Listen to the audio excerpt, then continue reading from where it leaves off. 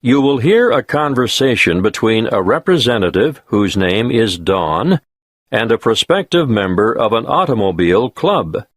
First, you have some time to look at questions 1 to 6.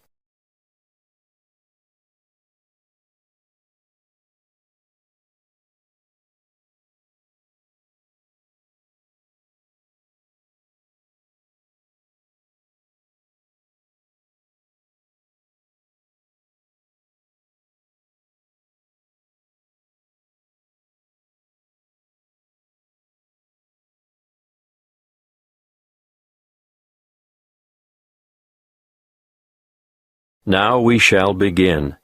You should answer the questions as you listen, because you will not hear the recording a second time. Listen carefully and answer questions 1 to 6. Good morning. My name is Dawn Buffett. How can I help you? Good morning, Dawn. I'd like to join the club. Wonderful. Now, have you ever been a member before? Yes, I joined after I left college, and I was a member for 7 years before I let my membership lapse when I went abroad. Do you have your old membership card? No, sorry, I threw it out when I moved. Have you got any other form of identification on you? I've got my driver's license, and my passport, and a couple of bank cards. The license will be perfect. Here you are. Thank you. Oh, the photo is not a very good likeness, is it? No, I've shaved off the beard and cut my hair since that was taken. I'm going to have to make a note of some of these details, and I'd like you to correct me if any of them have changed. Obviously, the number here will be the same. AY916310. Look, you've copied it down wrongly. It's AY196310. Thank you. I'm glad you picked that up. Now, family name? Black, and other names? Gavin Raymond? Yes. And you were born on the 22nd of January, 1973. That's correct. Can I just remind you that you'll need to renew your license by the 19th of May, 2012? You wouldn't believe the number of people who get caught out with an expired license. Thank you. I must admit, although I carry it around in my wallet, I wasn't really aware of that. Not many people are. I've been caught out myself.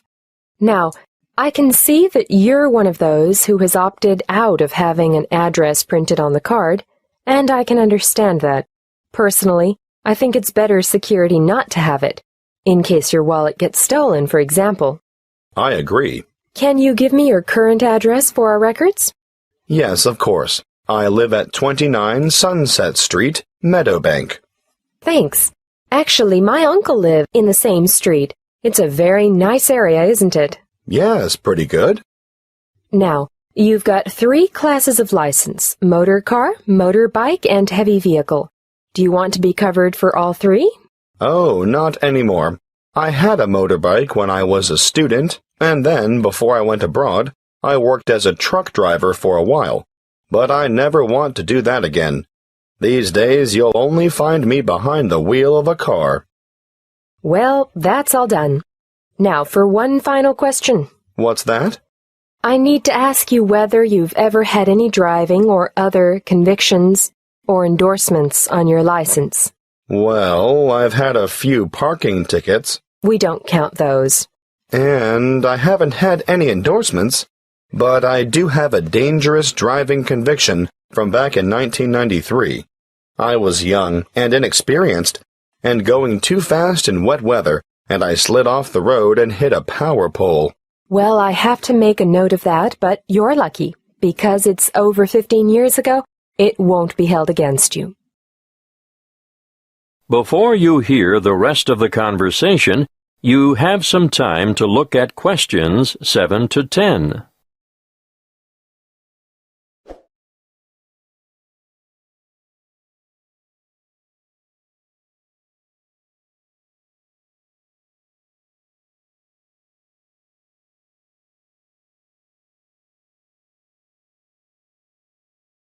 Now listen and answer questions 7 to 10. We've changed quite a lot here at the Royal Car Club since you were last a member. Oh? We now have 4 different levels of membership, starting at blue, then moving through bronze to gold. What does that mean exactly? Well, you get a different level of service and different benefits depending on what you choose. Of course, that is reflected in the annual fee. The more benefits, the higher the fee. I see. The standard club care comes with a 5% discount at bronze level and a 7.5% discount at silver level. And gold? If you own more than one car, I'd recommend the gold level because you only pay half the fee on your first vehicle. I'm not sure I need that. Well, bronze and silver have $10 and $20 off the insurance fee, but with the gold membership, say you had an accident and your car was badly damaged or off the road for any length of time, you'd be eligible for car hire at no extra cost. That's good. There's one more thing. If you need to borrow money to purchase a new car, we offer personal loans at a reduction off the general applicable rate. These start at 0.25%, go up to 0.5% at bronze level, and increase to 0.75% at the next level. Gold has a whopping 1.25% reduction on the applicable rate. Well, that is something I should consider, perhaps. Thanks for your help. I'll think it over and let you know.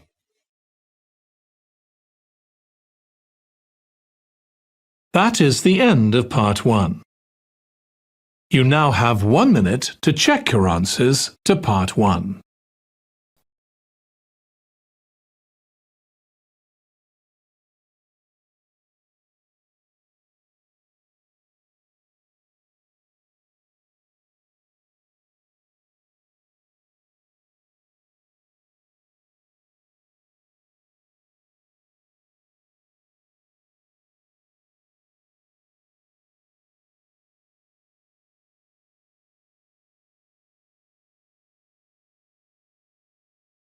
Now listen and answer questions 17 to 20. Now, are you all set for the tour? We'll leave the car park and walk in an easterly direction towards the administration building with the parking spaces outside. We won't go into the admin building because there's nothing much to see there. Instead, we'll walk in a northeasterly direction towards the museum. But before we get to it, we're going to turn right, walk past it, and go into that enormous building to watch how the avocados are graded and packed. Well, what did you think of that?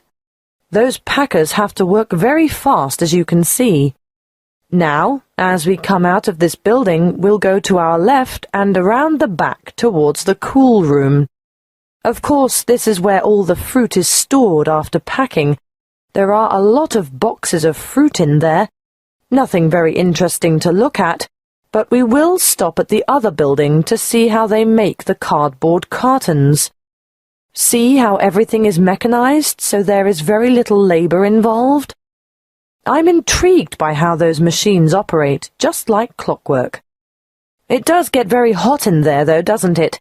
Which makes the thought of a peek inside the cool room quite attractive.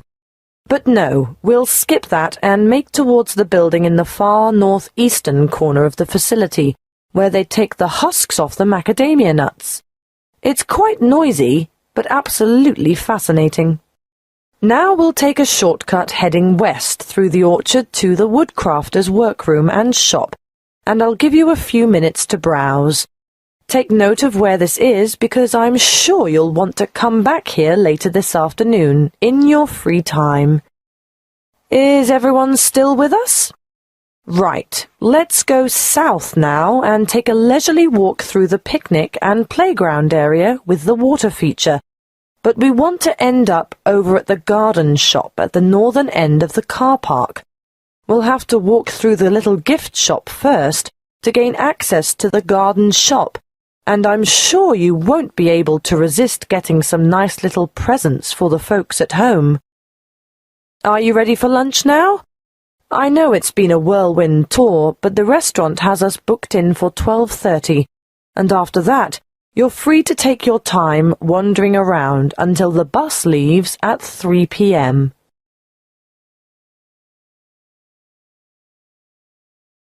That is the end of Part 2.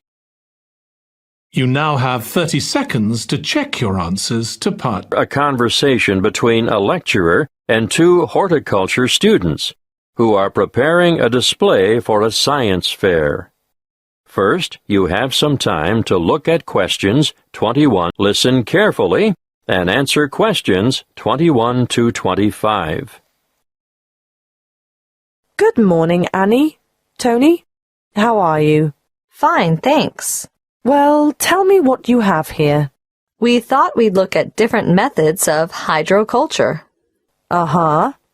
In the true hydroponics method, the roots are bathed with water and nutrient solution, while support for the plant must be provided above the container. And alternatively? Alternatively, the plants can grow with their roots in a substratum, such as sand, vermiculite, or LECA granules. LECA stands for Lightweight Expanded Clay Aggregate, and vermiculite is... Thank you, Tony. I know what vermiculite is, but you should be prepared to give details about all these things to the visitors. Can you explain what the advantage of LECA is over traditional soil? It's a natural product, manufactured from clay. It's colorful, lightweight, and perfect for allergy sufferers. That's right. Now tell me why. Because it's clean and hygienic, bacteria and soil diseases don't get a chance. Well, you could say that on this chart here, ideal for household plants. And we'll point out that the growing medium itself makes no contribution to feeding, which is provided in solution with the water. Good. Now tell me what you've got here. This is a simple version of the first method, using a wide-neck jar which we've filled with water and nutrients, leaving space at the top. As the roots need to be in darkness, we'll cover the sides of the glass with brown paper later. How did you get the plant through the cork? We made a hole through the center and cut the cork in half so we could fit it around the plant stem, and we padded the hole with cotton wool. Well, that's a good demonstration of the principle involved and ideal for a houseplant, but many people will want to see a wider application. What about more plants? We haven't quite finished the preparation yet, but over here you can see a bigger container. In fact, any wide container can be used, with the nutrient solution in the bottom, airspace above, and then we've made a rigid lid, and we've covered that with a layer of litter. What have you used for litter? We've used wood shavings. Untreated? Definitely. That's most important. You can use a variety of materials for litter, but obviously nothing toxic, and treated timber contains some nasty chemicals. So, if you're using sawdust or wood shavings, they have to be from natural timber. A good point. Yes, we'll make a note of that when we list possible ingredients for litter. Be sure to explain the purpose of the rigid lid. It's wire mesh, isn't it? And why the litter layer is important too. Well, the mesh is just a platform to keep the litter out of the water, and the primary function of the litter is to exclude light from the root space. Before you hear the rest of the conversation, you have some time to look at questions 26 to 30.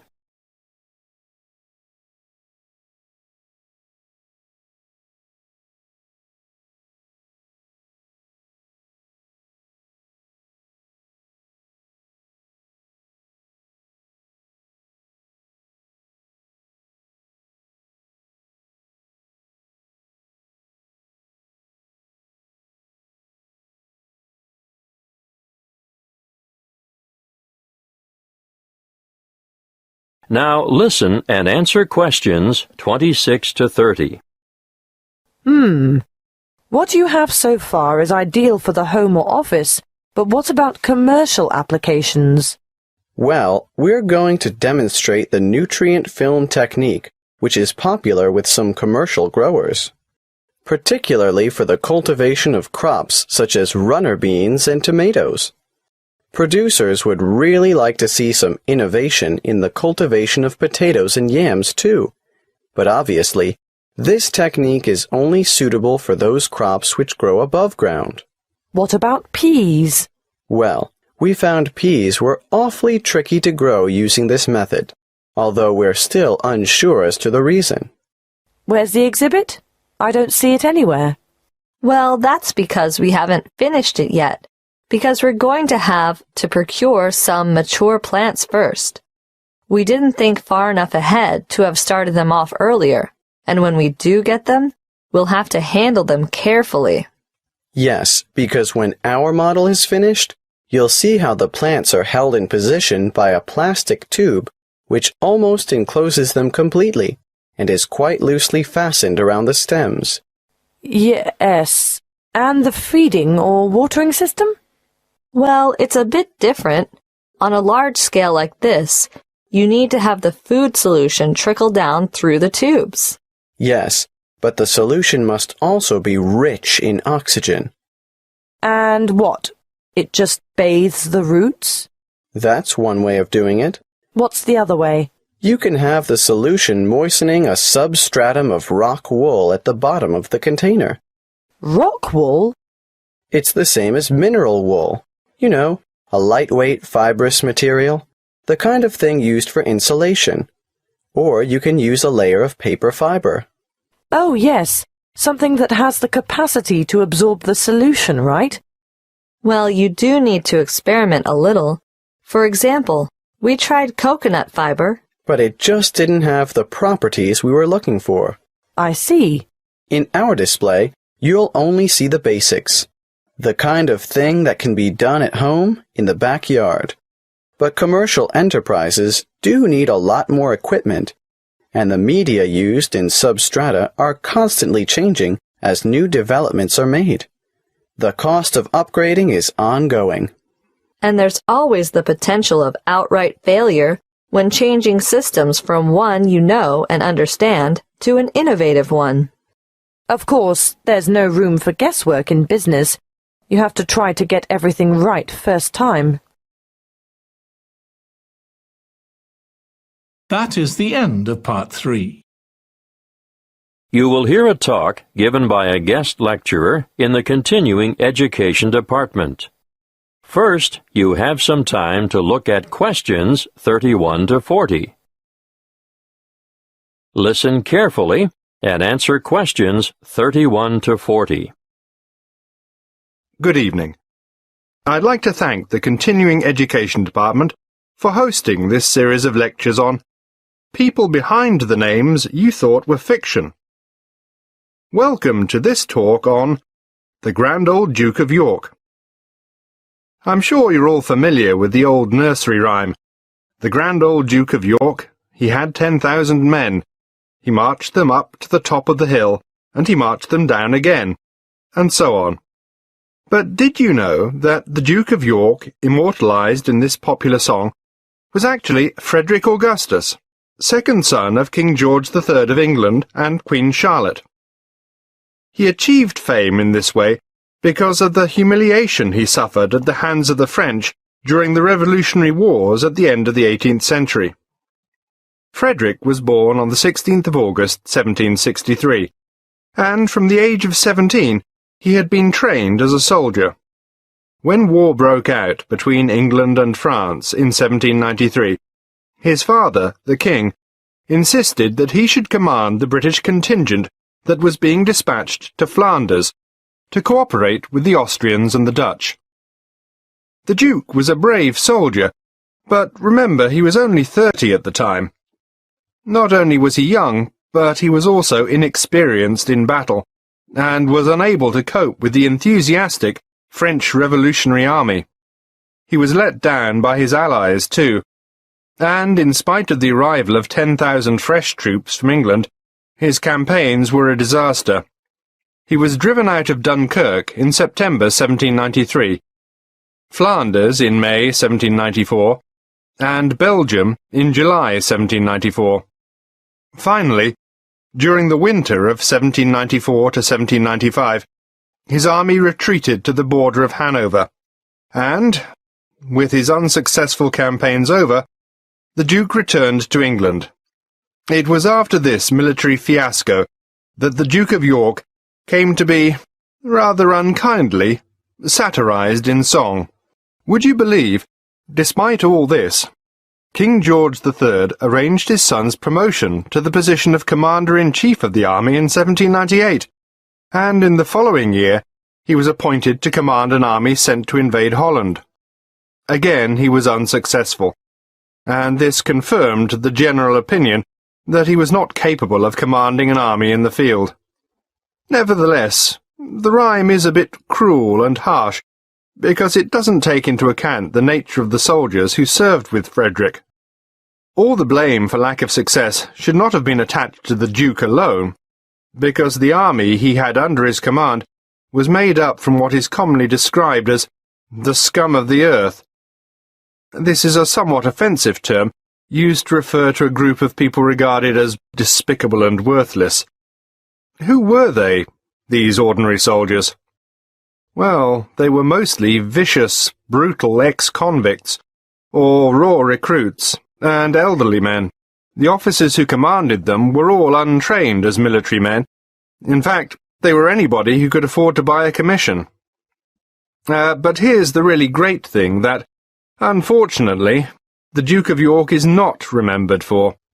He realized that this was a hopeless kind of army, and he set about improving conditions in order to recruit higher-quality soldiers. He introduced padres. Are you familiar with the term? No? Well, let me explain. You see, members of the British Armed Forces are generally Christians of one denomination or another, and a padre is a Christian cleric or chaplain who ministers to the soldiers and attends to their spiritual needs, without belonging to any particular grouping within the Christian faith. Now, where was I? Yes, Frederick introduced padres, doctors, and veterinary surgeons to the battlefield. Why vets? To attend to the horses, of course. Remember, we're talking about late 18th century battlefields. He was also the founder of the Royal Military College for the training of officers at Sandhurst. Yes, the very same one where the princes and other members of the royal family receive their military training today. Frederick also founded the Duke of York's School in London for sons of soldiers killed in battle. His name is perhaps better commemorated by this school in Chelsea than by the column that stands at the top of Waterloo Steps in St. James's Park. In 1807, the Duke was involved in a scandal with a woman, and as a result resigned as Commander-in-Chief. But he was reinstated in 1811 by his elder brother, the Prince Regent, who later became George IV of England. He continued in this post until his death in 1827. That is the end of Part 4.